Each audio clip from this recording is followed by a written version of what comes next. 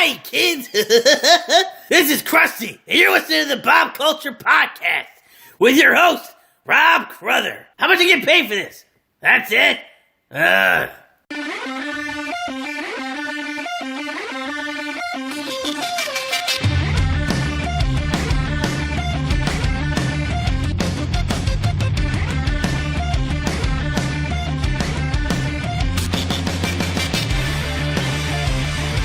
Ladies and gentlemen, welcome back to the Bob Culture Podcast. Right now you are listening to Safe from Silence by my good pals joining me here today. They are legendary New Jersey rockers. They have opened for the likes of Papa Roach, Buck Cherry, Motley Crue, and many, many more.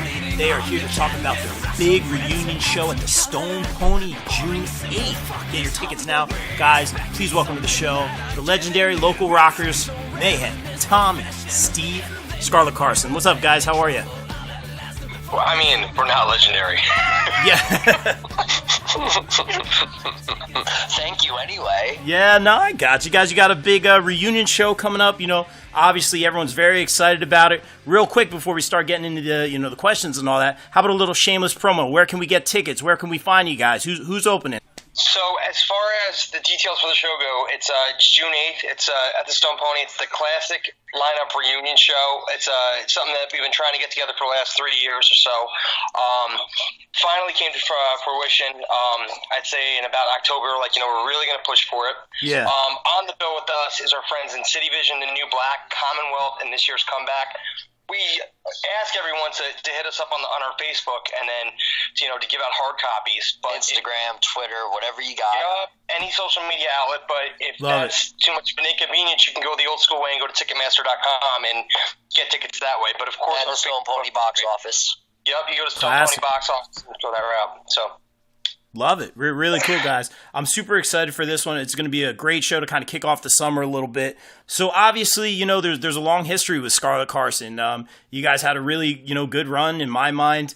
I think about 2013, we kind of hit the pause button. There's been all sorts of reincarnations of the band, other things going on, which happens with most bands in this industry. I haven't been in a band where that hasn't happened. Why now? Why come together now? We've seen some kind of teasers along the way. Why June 8th? Why is this happening now? I'm going to take this one. Overall goal was when we decided that we wanted to do any kind of show, and it just happens to be a reunion and so on and so forth. It was we talked about venues and what house would be the right house for Scarlet, and it always goes back to the Pony. It's nice. There's just something about it. So I don't really have a good answer for that, but the Pony was just the choice, if that means anything. As far as why now, it's just rock always makes comebacks. It comes and goes.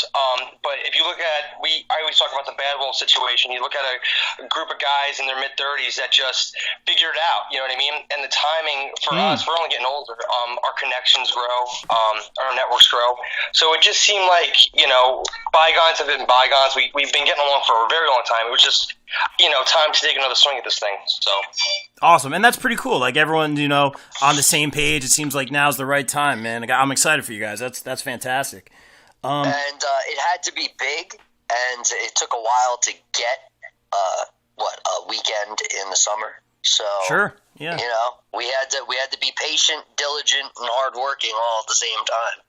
Yeah, absolutely, man, and it's definitely going to pay off. Now, do you guys think, and you don't have to give away the answer here, is this going to be like a one-time thing? Is this the start of something new? I've heard some rumors about some new music and stuff like that. Can I take this one? Yeah, whatever. Yeah, I'm excited to hear the answer. I would call it a kickoff. A kickoff, all right. New beginning? A kickoff is the way to go. Okay. I don't know if anyone else wants to add to that. Yeah, the answer is no. We're not. This isn't a one-night stand. This is again, we're taking a swing at this again. So as far as after the show and what the future right away holds, we don't know. But I mean, that's part of the exciting part. Right now, the goal is to sell the Pony out in June 8th. So it's something that's completely possible. Again, we haven't been around a while. We haven't deluded ourselves. And this is the big dance. This is going to be like our opus. We're bringing out production for this. And again, the sellout is, it's something that we're looking forward to. Yeah, no, I'm stoked, dudes. It's going to be really cool. Now, so you got this big reunion show, and it sounds like, you know, you're starting something new. There's something coming off of this. I'm liking all the answers I'm hearing so far. I don't know if you guys want to give it away. Any big tricks up your sleeve? You know, it's a big return show. You got any surprises or any little teasers or any hype you guys want to get out there, or you're not giving it away? I think Steve should take this one. Oh, okay. Well, we got 2 new tracks coming out. That's all we're going to say. Nice. We'll see from there. Awesome. Are we allowed to say the track names or no? Yeah, one's Further Down again. The second one's called Witness. And Nice. we went to Jay Rustin. He's a pretty hot producer right now in the rock scene. He tracked vocals and he's mixing it for us. He did all the Steel Panther records. He did all the Stone Sour records. He's working on Anthrax now. So Wow. the guy knows what he's doing, and we're hoping that's reflected in what we're going to put out for you guys to hear. Awesome. Very cool. Now, would you say this is kind of like on par with the stuff you guys have put out in the past, or is this like a little new flavor? What would you guys say about it? It's definitely new flavor. I hate using this word, but I would say it's more modern to what is. It's matured.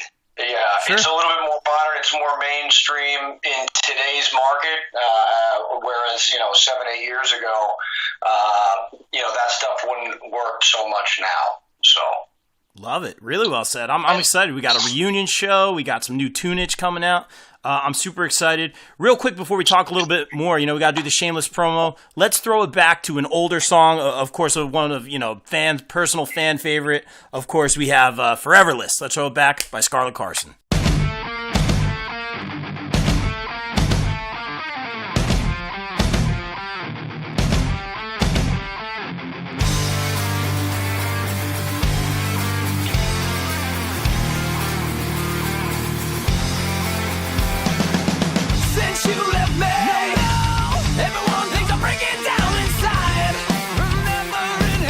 But I swear I'm fine. How can it be that I could really be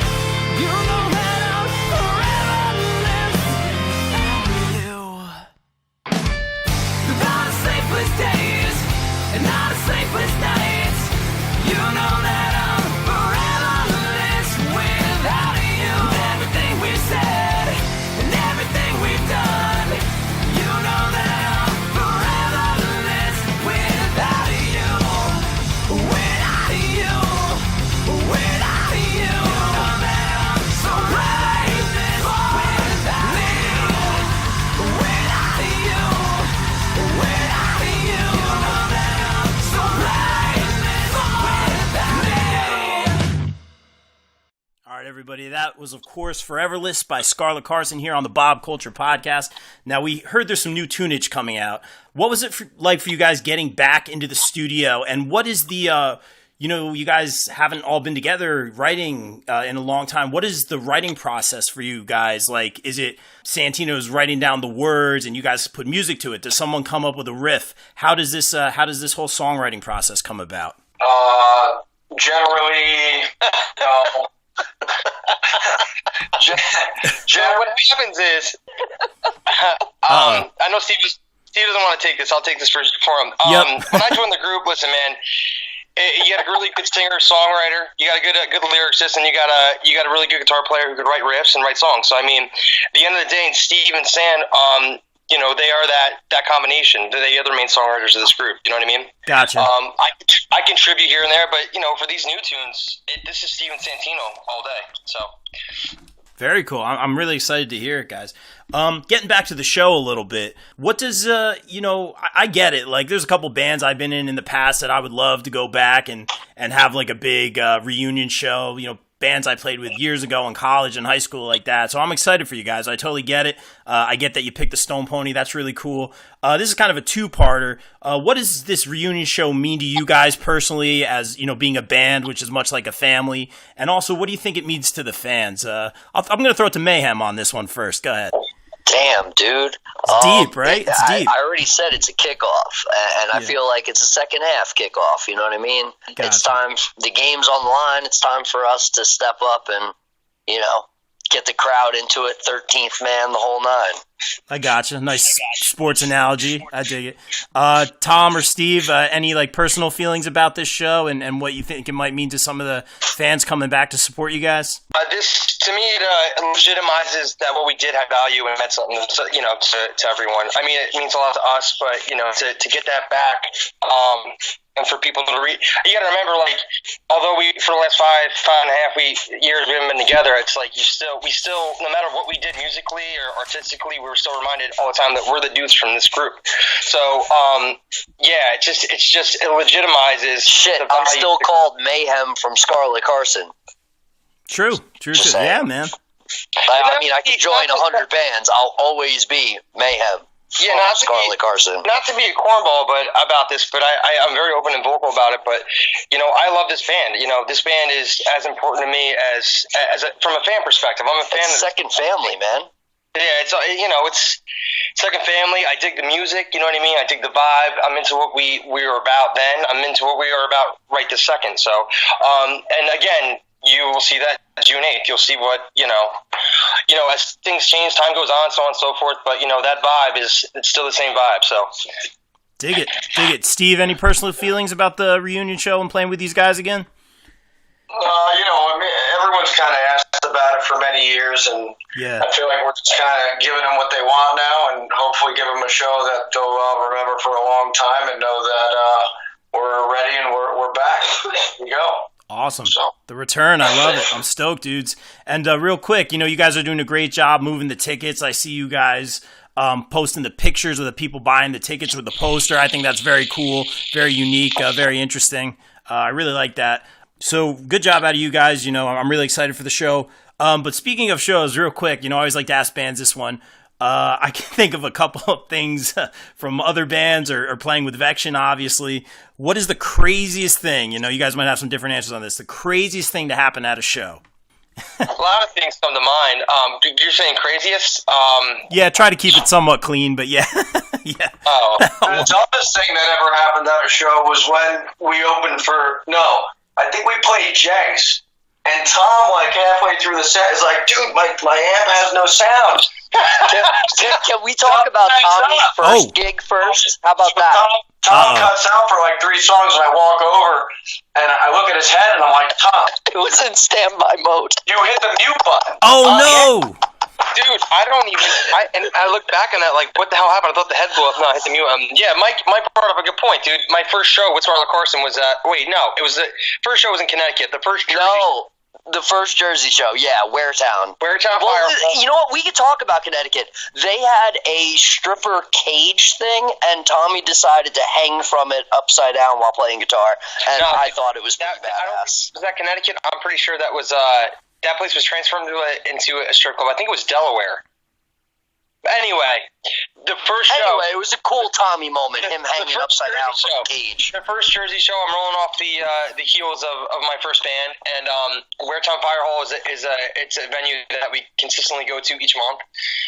Kind of like if Rob, if you're doing the Saint or something, you're doing the Saint like every 6 weeks or something like that, and you consistently go back. So we do Waretown Fire Hall, and I'm like, all right, I'm coming off the cuffs of being the singer in this other band, and I'm in Scarlet now. I'm playing rhythm. I'm not the front man, so on and so forth. So I'm like, yeah, I'm gonna make my presence known. And dude, I do like this broke ass spinning kick, and I slide into all the power. Oh, and half goes out, and only the vocals are on, and the drums. That's kind of awesome. Yeah. Yeah. I think the lights went out too, right? Say again. Didn't the lights go out as well? It was just Rav and Santino just going for it. In a half-lit room. That's awesome. Rock and roll, guys. So you got a story? I got a story. So there was this one time when we did this little tour. I think we were in Ohio or it was some state, and we played this place called The Loft. That's Lansing, Michigan. Yeah, that's it. It was the last show on the tour, so we were with this band called the August Infinity at the time. Oh, I know this story. And we decided to play pranks on each other on the last show. So we took Post-it notes and drew private parts and posted them all over microphone stands and wrote on the drum kit. So they had to get us back. So we're playing, and I'm playing some part of the song, and Peter and what's his face, Joshua. They pick me up and put me in the elevator and send me down to the first with my guitar on. So I'm like playing in the elevator during a solo. I get down there, I gotta hit the next button, I'm playing back up. That's awesome. So I played in an elevator. I don't think a lot of people have done this. That's rock and roll, man. Cut out. That's awesome. I don't know how his wireless went through the elevator and through a couple of floors, but he never stopped playing. But we were all looking for him. We're like, what just happened, and where did he go? I think they came after me first, actually. I just took off. I have a wireless. You can't catch me. You can't catch me. Well done, Steve. That's a consummate professional right there. Well done, man. Yeah. That's how you know it's a good time right there. That's awesome. So real quick, talking about shows and the scene and stuff like that, I always like to ask this question to bands. Now, you guys can be politically correct if you want. You can keep it real. There's really no wrong answer, but I always like to ask bands this.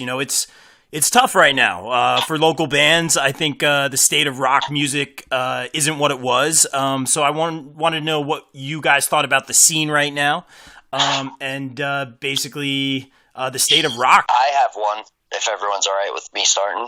Dude, I got one too. Go ahead. My opinion is, as much as we need us to play again, I think the scene itself needs us and other bands like us that had some type of success at one point to really, kick it back in and try our best to bring rock and roll back to the front stage, Interesting. I like that answer, man. Really well said. I need it for me personally, for me in my life. Like, I want Scarlet Carson back in my life. I have the tattoo. I'm ready to rock and roll. But at the same time, I feel like we give something back to the people that love us. And I'm prepared to be there for that all over again. I like that. Great answer. How about you guys? Any feelings on the scene? Yeah, so I'm a dick. I'll be straight about it. I think bands are lazy. The first phone call we made about this show was, all right, what are the promotional routes we're going? We printed up gorgeous flyers. We went about it the route we wanted to go, and I'm a take it to the people kind of guy, if that means anything. I don't think bands, they trying to be as forward and blunt as possible. Yeah. And to the point. Most bands rely on, I'm going to create an event page on Facebook, and then, if people come, cool. We can curse on this, right? Yes, you can. Flat out, my dick gets hard from selling tickets, flat out, because there's value in that. And I'm not scared to put the work in, and I'm not scared to make money. I like to go to work, Yeah, I think a lot of the problem with people in general is they want something but don't want to put the work in. Complacency. So yeah, I mean, my take on the music scene in that regard, as far as shows and stuff like that goes, is people don't want to put the work in, but want some kind of return. You know what I mean? I got you. Like, kind of look at it from both sides, from the promoter side, from the band side, from. I get what you're saying. And another thing too is that, listen, let's genre aside. It's not about genre. It's about, you could be any genre, but what kind of work you're going to put in to push that product, to push your song. You know what I mean? So think about that. Put that into perspective. People are lazy. You know what I mean? I get what you're saying. You know, people. So, listen, and this is very Kiss of me, but we're gonna show everybody how the big boys do it. We're a group that have not been around in 6 years, and we're gonna sell out the Stone Pony with the help of City Vision and New Black Commonwealth in this year's comeback. Boom! Drop the mic. So not for nothing, dude. I put my money where my mouth is. So I'm that confident that again, this. You'll see. You got to come into the show. I can't explain it. It's going to be more than a show. It's going to be a spectacle. Awesome. It's fun. It's a rock and roll show. It's a circus. It's Motley Crue, dude. It's Papa Roach. It's everything. It's every fun thing about rock and roll, but the circus at the same time. It's that attitude. It's that vibe. There it is. Tommy telling it like it is. I got you guys. And real quick, something else I like to ask, a lot of bands that come on the show. People that are starting to do this, someone who wants to learn to play guitar, play at an open mic, or someone who wants to be a front man for a rock band, someone who wants to learn to play the drums and be in a band and play at the Stone Pony. What advice would you give to kids or, even, people older that want to get out there and, kind of sing their heart song and go out there and perform? What advice would you guys give them as an accomplished band? The bottom line is, if the dream, I guess what everyone thinks is, I become a signed, famous band and I tour the world and etc.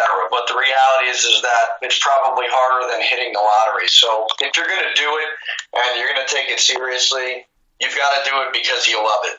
And you love it more than anything else in your life, and you give it the best shot you can because, as I said, at the end of the day, it's a lottery and you don't know what's going to happen. But surround yourself with people better than you and people that know more than you and people that are more experienced from you, and learn from that. And suck as much of it as you can possibly in, and then bring that into your own product. Love it, man. Really, Steve, really well said. You gotta remember, dude, I'm 30 years old, dude. If we didn't love this, what would be the point? Especially at this point in our lives, you know what I mean? So absolutely. We've all crossed that 30 mark. We are older. We own houses, we're married people, shit like that, with kids. So take that in perspective. We love what we do, you know what I mean? So you gotta want it. You can't, go into this half-ass. Awesome. Really, really well said, guys. I love those answers.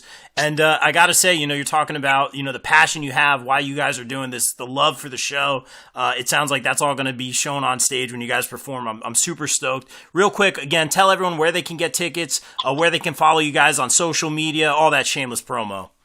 Yeah, so the Facebook is Scarlet Carson Music. Same thing for the Instagram. It's at Scarlet Carson Music. The Twitter is at Scarlet Carson NJ.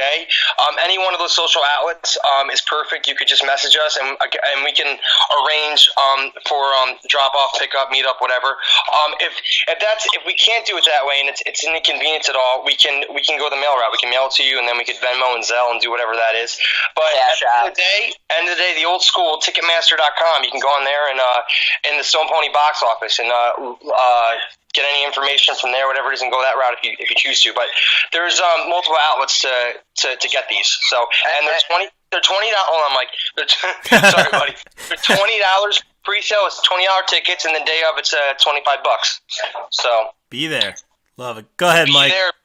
Yeah, I was just gonna say, keep your eyes peeled to all the Facebooks. Some of us post that we're in certain areas and available for a few hours. And if it happens to be near you, come meet up with us, have a drink, buy a ticket, take a picture, have a good time. Love it. And like I said, I love you guys have that personal touch with the poster and everything. So come hang out with Scarlet Carson, go see him at the Stone Pony, get your picture taken with the poster, get your tickets right now. Guys, best of luck with the show. Thanks for a few minutes. Really appreciate it, boys. Thanks a lot, man. Thank you very much. All right, guys. Scarlet Carson, June 8th. Be there. Stone Pony, we are out. Hey guys, thanks for checking out this episode of the Bob Culture Podcast. Don't forget to support the show on patreon.com/Bob Culture Podcast for some great incentives. I'd like to give a shout out to my patrons JayCrow, Shannon, Krus, and of course Mike and Michelle Vermillion from Sledgepad Innovations. Sledgepad is the bass drum dampening system used by national acts like Pink, Goo Goo Dolls, Cher, Collective Soul, and a whole bunch more. Check them out at sledgepad.com. And of course, if you're a fan of the show, please subscribe on YouTube, check us out at podbean.com, and leave me a review at iTunes.